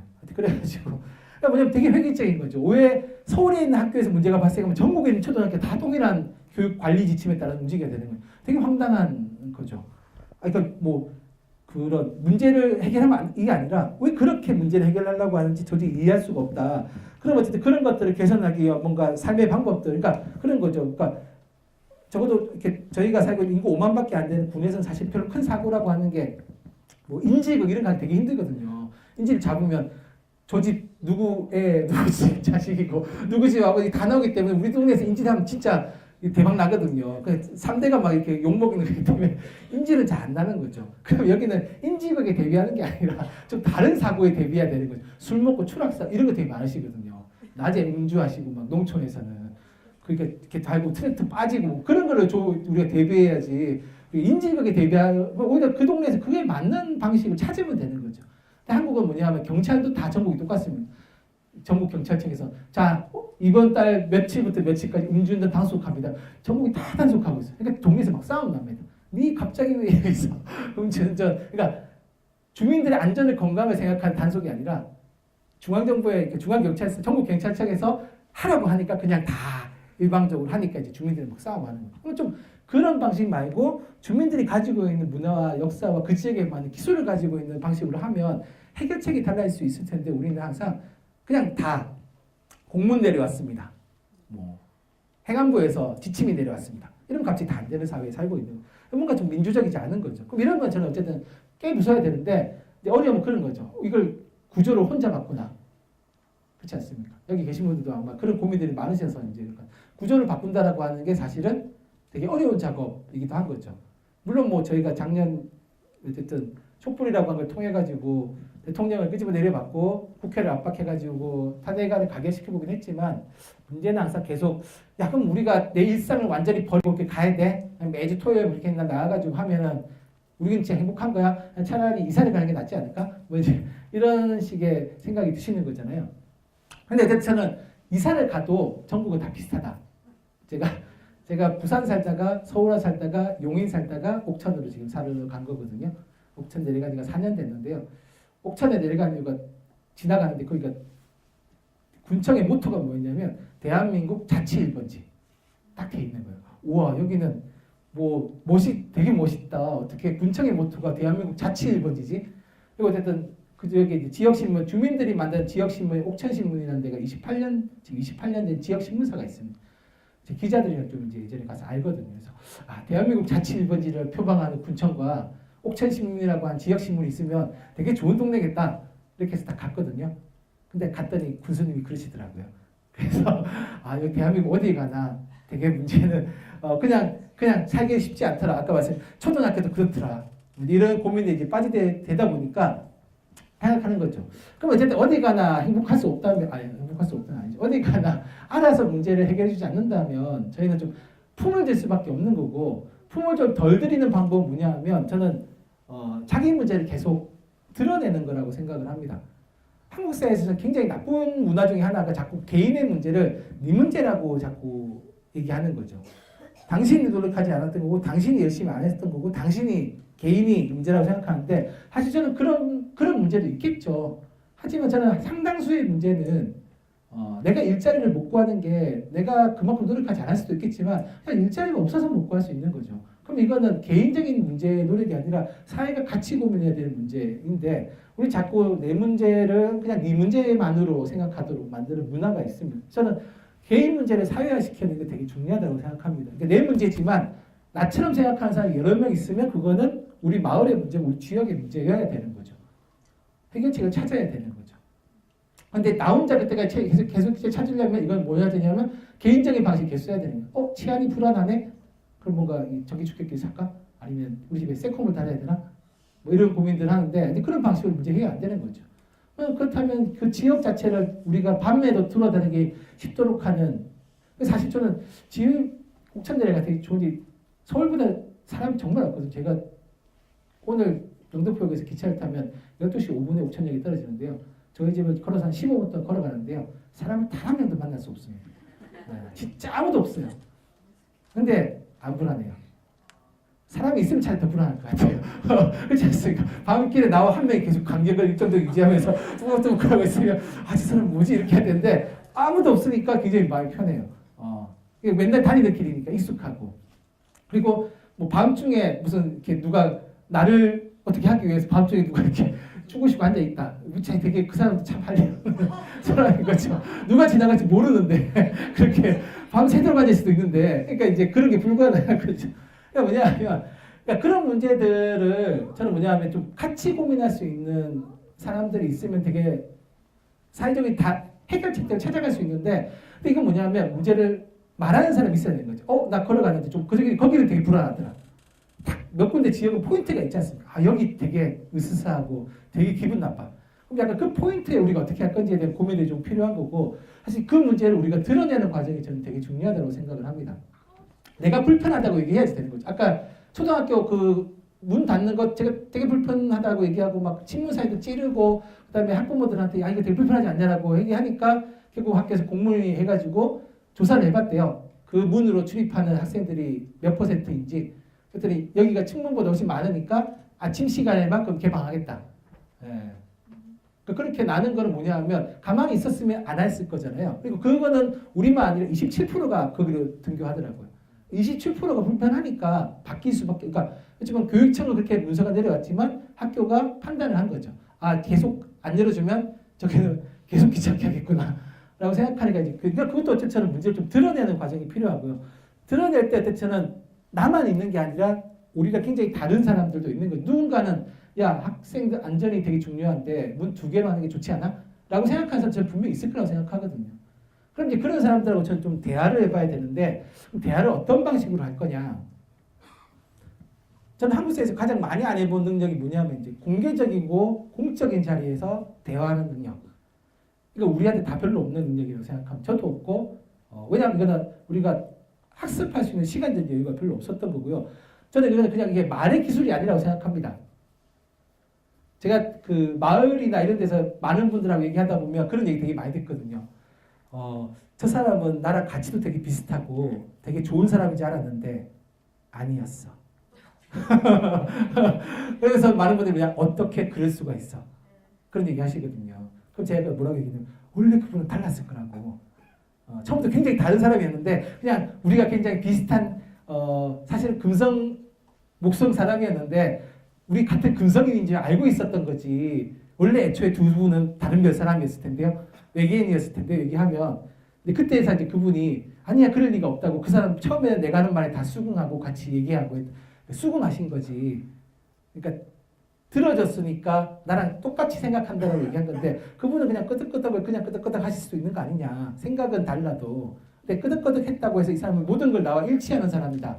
그래서 내가 하는 모든 걸 지지해주고 하면 무슨 내가 애인도 아닌데 애인도 모든 걸 지지하기 힘든데 어떻게 그걸 하냐.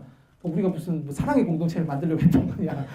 그건 아니지 않냐. 그러니까 그건 뭐냐면 타인의 얘기를 대화라고 하는 거는 언어를 주고받는 건데 우리는 항상 어떤 방식으로 하냐면 설득하는 거를 대화라고 배워왔던 거죠. 그러니까 상대방한테는 뭐냐면 우리는 뭐냐 하면 대화라고 하면서 열심히 일방적인 얘기를 했던 겁니다. 그리고 일방적인 얘기하면서 내 얘기 끄덕끄덕 하는 사람이 있어. 아, 저 사람 우리 편. 우리 편을 이렇게 만들어놨는데 어느 순간 이 사람이 안 끄덕끄덕 하니까 이제 우리 편 아닌가 봐. 이렇게 쳐내고 그래서 우리의 마을은 이만큼 되는 범주였다가 쳐내고 관계가 깊어질수록 쳐내면 나중에 이 정도 되는 사람들만 남아가지고 역시 우리는 한 편이었어. 라고 하는 이제 그런 느낌을 받으시는 거죠. 근데 저는 사실 그런 거 되게 위험하다고 생각하거든요. 왜냐하면 시간이 흐르면 흐를수록 소수화되는 것도 위험하지만 다른 사람이 이 무리에 절대로 못 들어갑니다. 그 서로의 언어가 유통되는 딱 그 관계망이 생기는 거죠. 그러면 저는 그 관계에는 그 내부에 있는 사람들은 나쁘지 않죠. 하지만 우리가 자기의 문제를 사회화시키려면 다른 사람이 가지고 있는 문제를 들어봐야 되는데 나는 계속 내 문제만 얘기해. 그리고 내 문제에 대해 동의할 사람을 찾아. 그럼 결국 뭐냐면 다른 사람도 아 쟤는 지 얘기만 하는구나. 내 얘기에 대해서 내 문제에 대해서 전혀 관심이 없구나. 그럼 이제 연대를 안 하게 되는 거죠. 그래서 어떻게 될까요? 그 다음 단계는 대화를 잃어버립니다. 서로 말을 하지 않게 되는 거죠. 가볍게 만나면 가볍게 목례는 합니다. 하지만 깊은 대화는 안 하게 되는 거죠. 그렇게 대화를 계속 안 하다 보면 어떻게 될까요? 사람이 좀비가 되어갑니다. 뭐만 남을까요? 욕망만 남습니다. 우리는 그래서 열심히 맛집을 찾는 거죠. 맛집을 찾아다니면서 저의 욕망을 챙겨줄 수 있는 사회적인 관계는 피곤해. 역시 나의 욕망을 풀어줄 수 있는 그런 맛있는 음식. 저희가 좋아하는 영화인데요. 원바디스라는 영화인데요. 좀비의 가장 큰 특징이 뭘까요?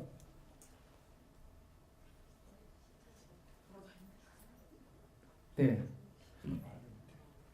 식욕이 강하죠. 보행 속도가 느리죠. 최근 영화에는 빠르게 뛰는 좀비도 등장했지만요. 그리고 더 중요한 건 언어가 없습니다. 그러니까 사실 저는 그게 되게 상징적으로 생각하거든요. 22세기 정도 되면 인간이 어떤 존재일까? 생각해보면 저는 좀비일 수도 있다고 생각합니다. 왜냐면 더 이상 서로를 먹이의 대상으로 보지. 그리고 좀비 영화 보시면 그렇잖아요. 상처난 좀비들은 철저하게 다 버립니다. 버리거나 먹거나. 그리고 열심히 먹잇감들을 찾아요. 먹잇감이 누구인지에 대해 관심을 가지지 않습니다. 그냥 먹이죠. 이 원바디스라는 영화가 되게 특이한 게 뭐냐면 좀비가 이런 장에서 얘기 되겠죠. 좀비인데 뇌를 먹습니다. 인간의 뇌를 먹는데 이 영화에서 좀비가 인간의 뇌를 먹는데 뇌를 먹으면 그 인간의 기억을 가져가게 됩니다.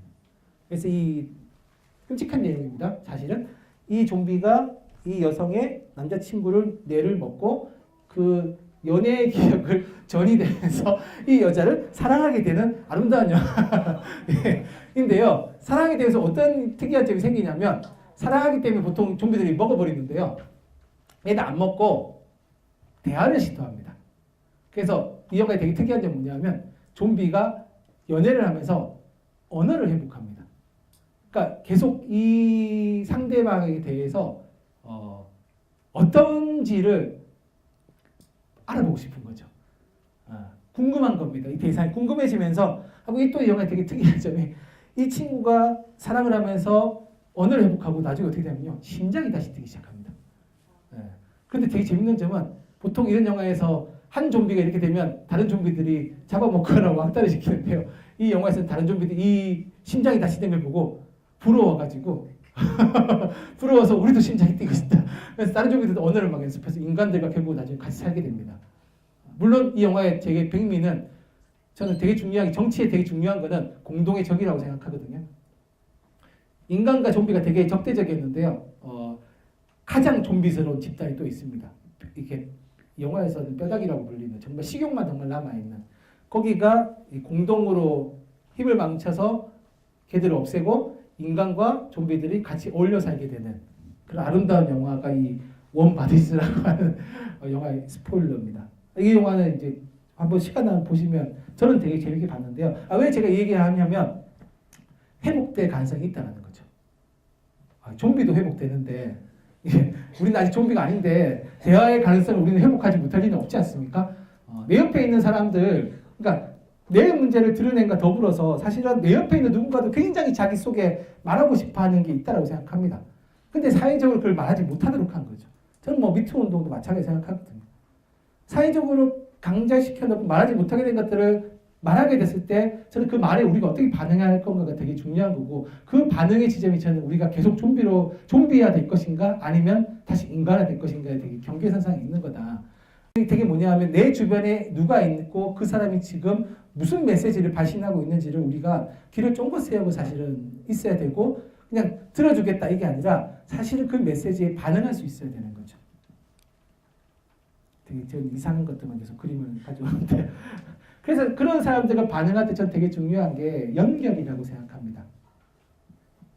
우리 도대체 다른 데를 얘기하면 이걸 연대라고 얘기하는데요. 저는 연대하기 전에 연결이라도 좀 됐으면 좋겠다. 좀 타자 우리 그러시거든요. 이제 뭐 주민들이 약간 주민운동 이런 관련돼서 얘기를 드리면 그런 얘기 많이 하세요. 우리 동네 사람들 너무 안 모여요. 사람들을 어떻게 해야 될지 잘 모르겠어요. 근데 그 동네 사람들이 분명히 모인 데 있을 텐데요. 다만 그 장소가 우리가 생각하는 그 장소가 아닐 수도 있다.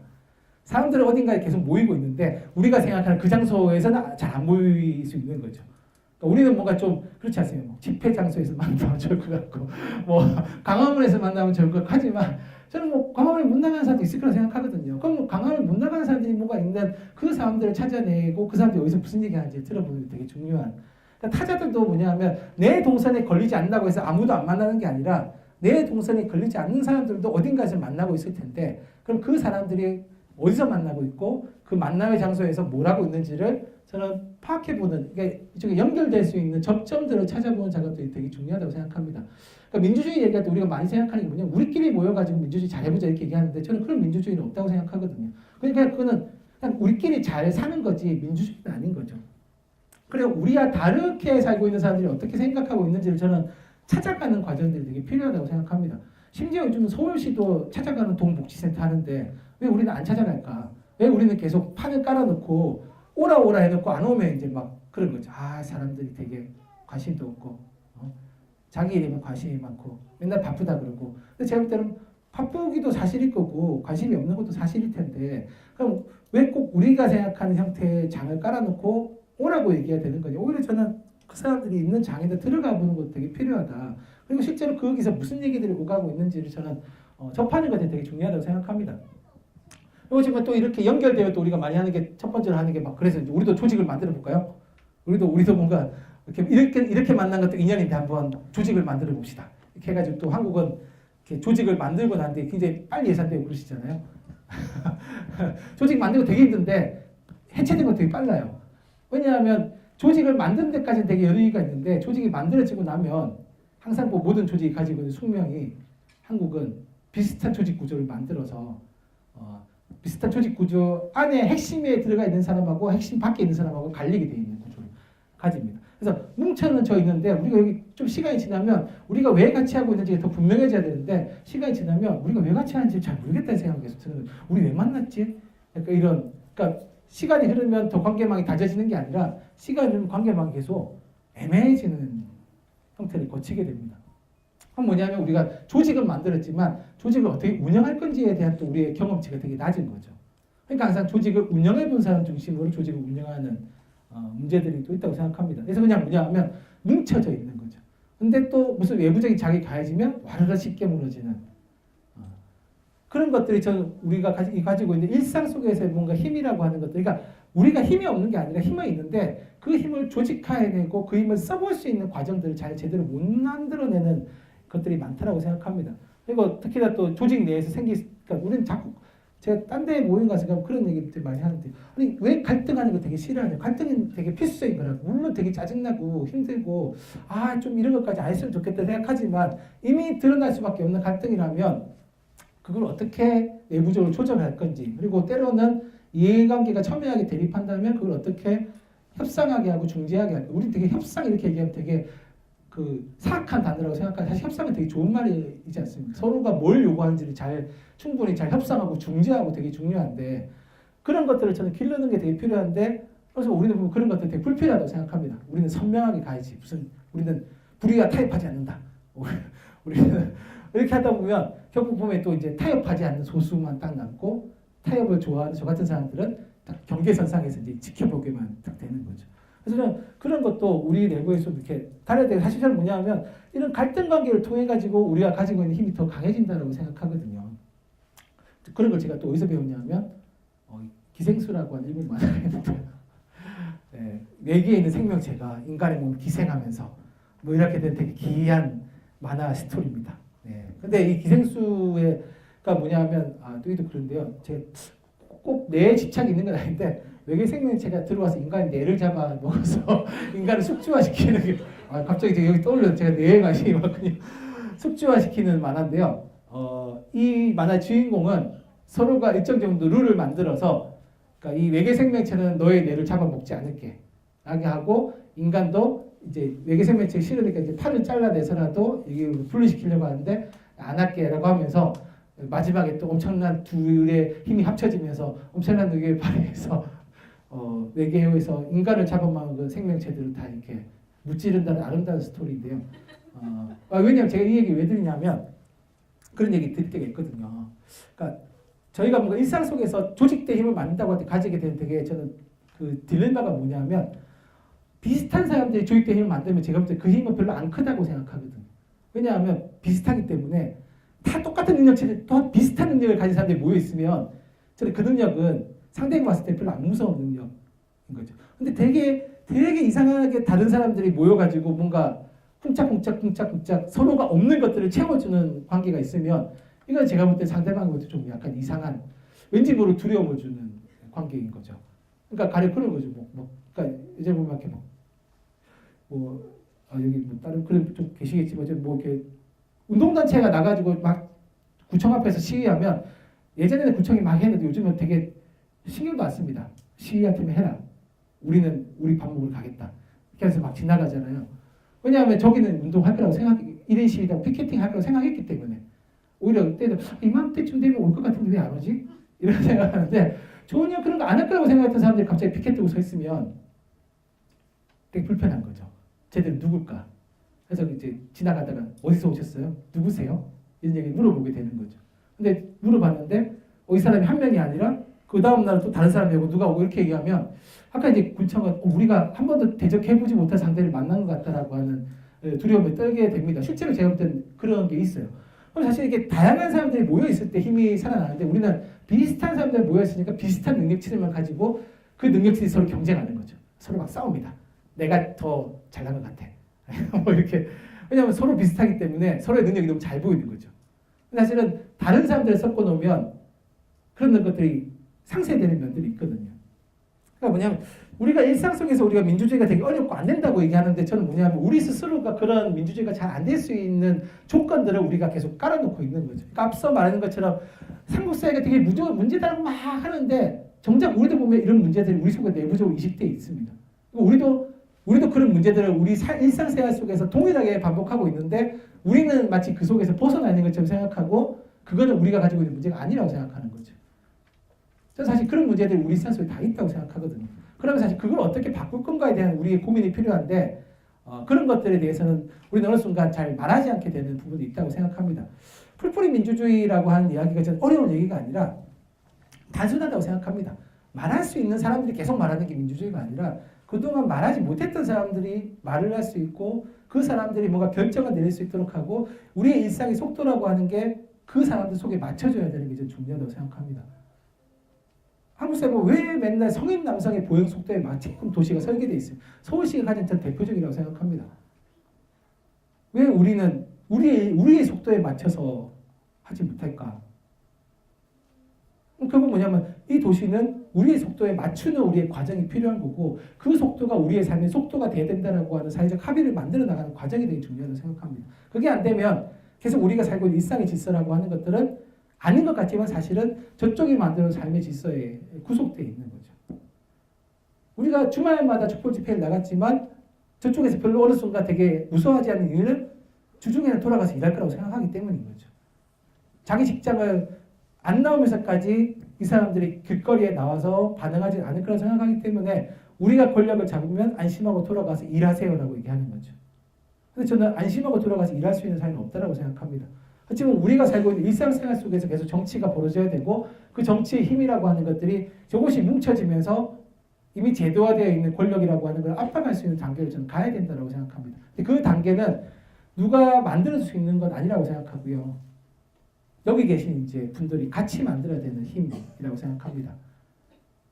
되게 뭐 이거는 맞는 얘기지 당연히 그렇지 뭐 이렇게 이제 생각하실 수도 있겠지만 사실은 그거를 조직해 나가는 과정들이 되게 지난하지만 그 힘이 뭉쳐졌을 때 저는 가지게 되는 힘도 우리가 생각하고 있는 것보다 훨씬 강할 거라고 생각을 합니다. 그래서 쉬운 것 같지만 사실은 쉬운 것 같고 너무 일상적인 것 같지만 사실 그거에 대해서 한번 질문을 던져보고 그 속에서 우리가 어떤 해답은 아닐지라도 우리가 가질 수 있는 공통의 질문들을 만들어낼 거냐. 영등포구에서 어떻게 영등포구에 살고 있는 사람들이 가지고 있는 공통의 문제를 찾아내고 그 공통의 문제를 드러내고 그 공통의 문제를 가진 사람들이 어디에서 지금 무엇을 하고 있는지를 우리가 잡아내고 그 사람들과 어떻게 대화하고 그 사람들을 어떻게 우리가 묶어내고 그 묶어낸 힘이라고 하는 것 속에서 비슷한 사람들이 가지고 있는 능력치가 아니라 각자가 가지고 있는 고유한 능력치라고 하는 것들을 우리가 연결시킬 수 있을 거냐. 사실 그런 건 전 되게 여러 가지라고 생각하고 아까 나눠주셨던 서부관서 지하와 같은 것도 그런 문제일 수 있는 거죠. 그 환기구 인근 주변의 문제인 것 같지만 사실 제가 볼 때는 뭐 나온 공기가 어디로 갑자기 매연이 사라지는 게 아니라면 결국 그거는 그 지역 주변의 인근 주민들한테 다 동일하게 영향을 미칠 수밖에 없는 거고 그걸 그냥 반경 몇 킬로로 해서 누군가를 끊어서 가두려고 할 겁니다. 가까이 반경 몇 미터는 되게 뭐하고 그러면서 여기 반경 몇 미터 내는 뭔가 또 직접적인 보상이나 뭐 이런 것들 얘기하고 나머지 미터 사람들은 또 이제 마치 다른 것처럼 근데 사실은 저는 같은 거라고 생각하거든요. 그럼 그 가르려고 하는 사람들한테 우리가 어떻게 같은 사람이다라고 하는 것들을 설명해 낼 거냐 그런 것들을 연습해 나가는 과정들이 지금 우리의 민주주의인 거고 그런 민주주의가 잘 되면 저는 뭐 구청이 아까 이제 반대로 되면 그렇겠죠. 저는 마을이라고 하는 게 변해 있으면 대통령이 누가 되든 국회의원이 누가 되든 시장이 누가 되든 구청장이 누가 되든 잘 마음대로 못할 거라고 생각합니다.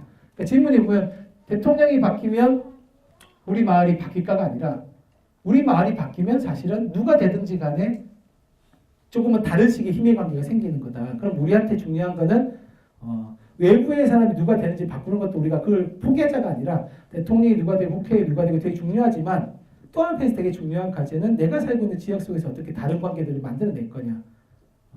지금까지 나한테 익숙해 있던 관계가 아니라 조금은 다른 이질적인 관계 속에서 우리의 공통의 목소리를 모아낼 거냐. 그런 것들을 만들어 나가는 과정들이 아마 우리한테 제일 중요하지 않을까. 네, 그렇습니다. 그래서 제가 좋아하는 도토리지만 결국 저런 것들이 많이 모여 있을 때 떡갈나무 혁명을 만들어 간다라고 하는 것들 생각하면 우리 하나하나가 어떤 식의 마음을 가지고 움직일 때 세상은 조금씩 바뀔 수 있지 않을까라는 생각을 합니다. 네, 너무 뻔한 얘기를 반복적으로 드린 것 같아서 죄송하고요. 네, 제 혼자 이렇게 막 떠드는 시간을 이 정도로 정리하면 어떨까 싶습니다. 네, 고맙습니다. 저는 지금 사단법인 영등포마을 이사장 맡고 있는 이용희라고 합니다. 반갑습니다.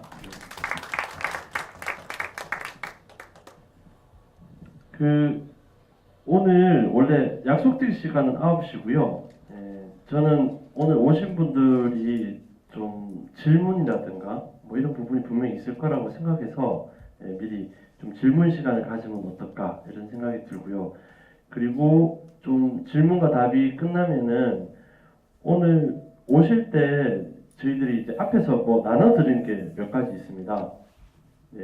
하나는 그 서부 간선도로 관련된 거고요.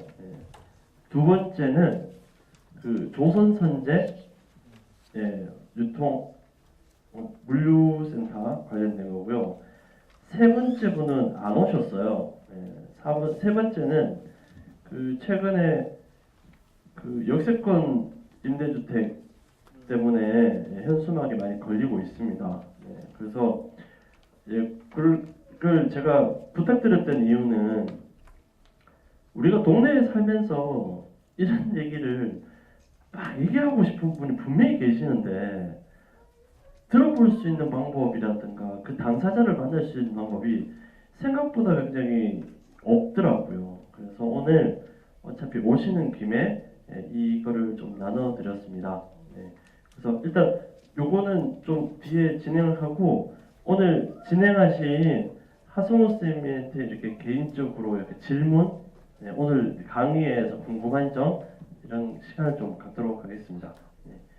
혹시 질문 있으신 분?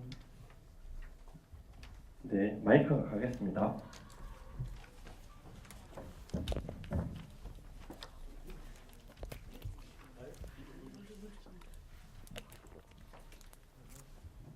네, 안녕하세요. 네. 박진선입니다. 네, 반갑습니다. 저기 아까 전에 말씀하셨던 거 그거 찾아보면은 되긴 할 것 같은데 오신 김에 여쭤보려고. 네, 아까 행안부 주민발의 모바일 인증 하는 부분이 네. 지금 발의가 지금 안건이 올라간 건가요? 아니면 지금 그냥 실행이 되고 있는 건가요? 아니요, 지금 작년 10월달에 행안부가 로드맵을 만들어서 준비는 됐고 아마 내부적으로 정리해서 아마 아직 실행은 안 된 것 같고요. 아마 곧 실행되지 않을까 생각이 듭니다. 왜냐하면 안이 다 만들어졌고 이걸 이제 시스템적으로 어쨌든 인정하는 과정이 필요한데 그거는 행안부 로드맵 포함되어 있으니까 아마 곧 실행되지 않을까 싶습니다.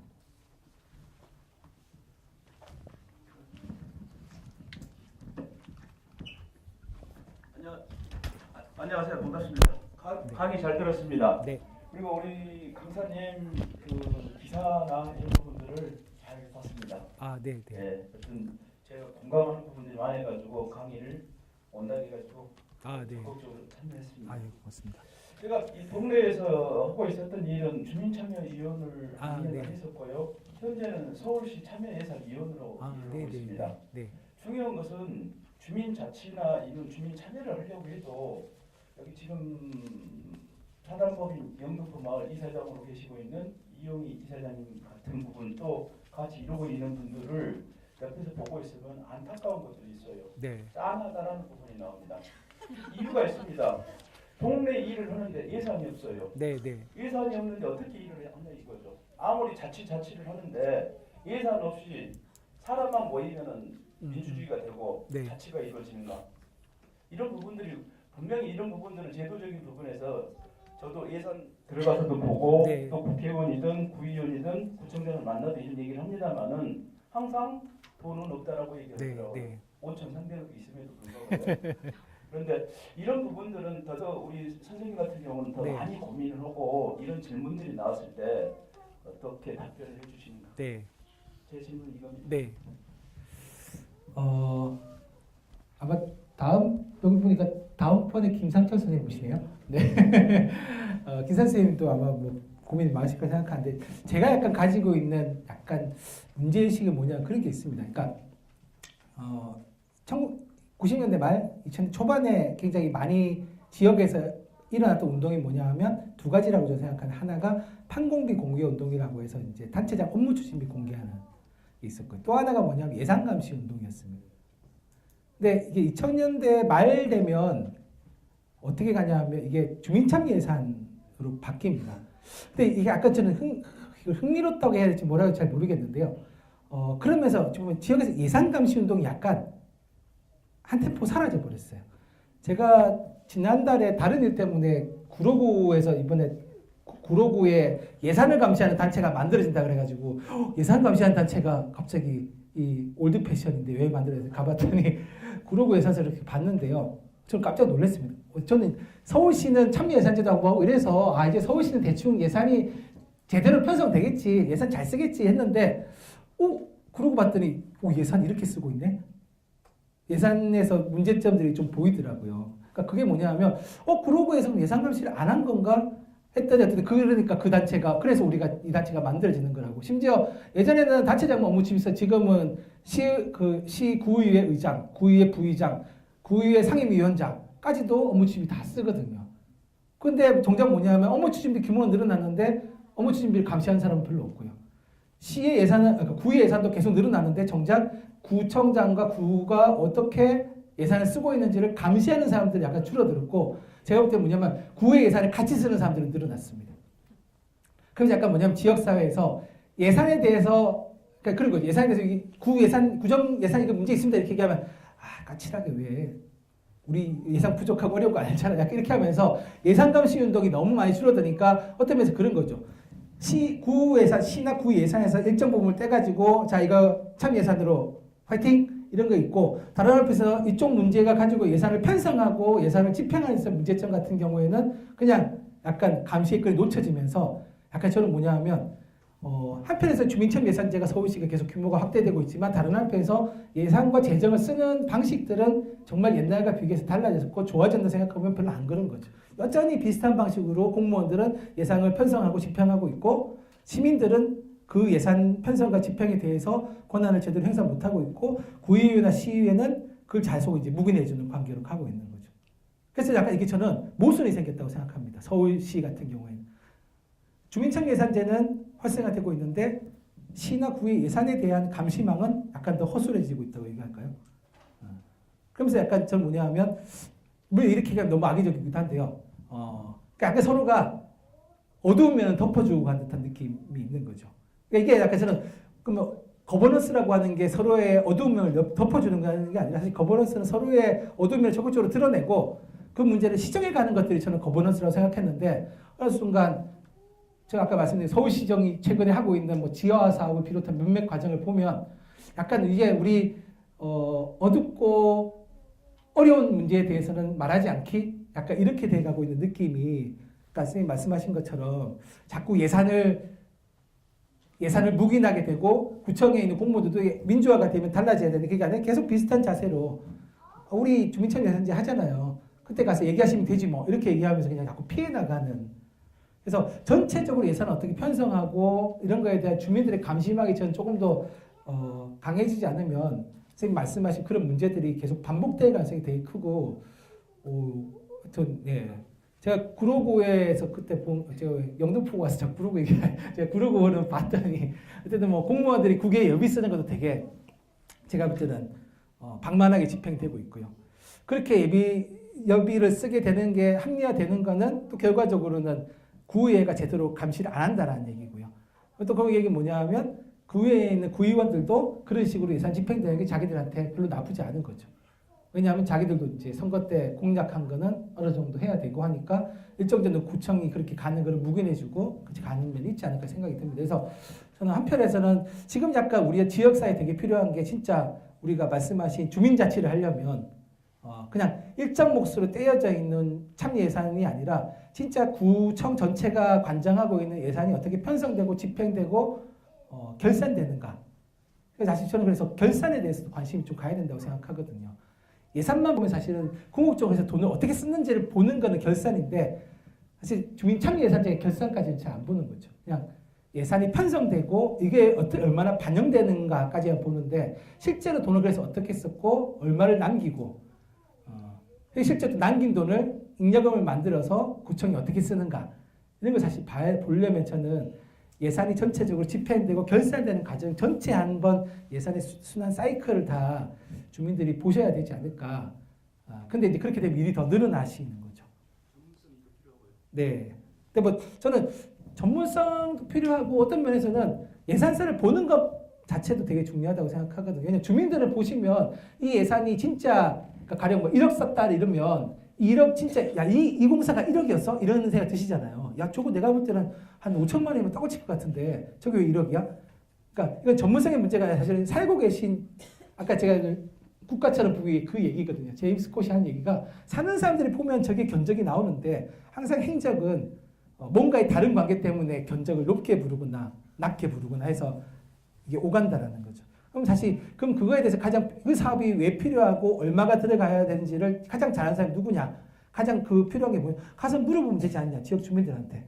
근데 우리는 항상 안 물어보고 본인들이 생각하는 딱 요 도량형과 계량형에 맞춰가지고 사업을 설계하고 주민들이 항의하면 그걸 잘 몰라서 그러신 거라고 이제 이렇게 얘기해야 되는. 그리고 사실 전문성 얘기하면 서울 아마 그럴 걸요. 영등포구도 아마 뭐 무슨 위원회는 다 대학 교수들 들어와 있고 서울시도 보니까 요즘 엄청나게 대학 교수들 많이 위원회로 들어가던데 결국 뭐냐 우리가 알고 있는 전문성들 어떻게 쓰여지고 있냐면 다 시나 구가 잘못하고 있는 이들을 약간 정당화시켜주고 있는 이들의 저는 전문성이 쓰여지고 있는 게 아닌가. 그래서 전문성보다 필요한 건 사실 우리가 우리 지역에 대해서 얘기하는 거 이게 더 필요하지 않을까 생각이 듭니다. 네. 네, 질문에 좀 답이 됐나요? 네, 그냥 바로 이어서 광고하겠습니다. 네, 그게 나실 것 같아요. 다음 강의는 그 보신 자료에 보면 이렇게 있습니다. 우리 동네 예산은 어디서 와서 어디로 가나요?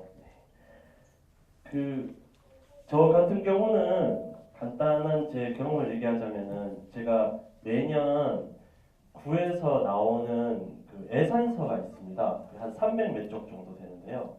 PDF로 항상 잘 정리되어 있습니다. 그래서 제가 PDF로 보면 눈이 너무 아프니까 한번 인쇄를 해봤어요. 그러니까 한 4, 5만 원 정도 한 권이 딱 나오더라고요. 그래서 그 권을 하나씩 넘겨보면은 참 이솝과 천일야화처럼 되게 재밌는 게 많습니다. 그래서 제가 최근에 본 것 중에는 태극기를 그렇게 많이 사더라고요. 그래서 어제 다음 강의에 오셔서 그 예산을 보는 간단한 방법부터 그리고 또 우리 예산이라고 생각하는 예산 있지 않습니까? 뭐 이렇게 어떤 활동을 할 때 이거 나랑 관련 있는 예산인데 이런 부분이 어떻게 찾는 법까지 좀 얘기해서 그게 진짜 잘 집행되고 또 민주적으로 잘 하고 있는가 이거를 한번 이렇게 볼 수 있는 어떤 그런 시간이 될 것 같아요. 그래서 오늘 오신 분들 중에서 꼭 이 강 들어보시라.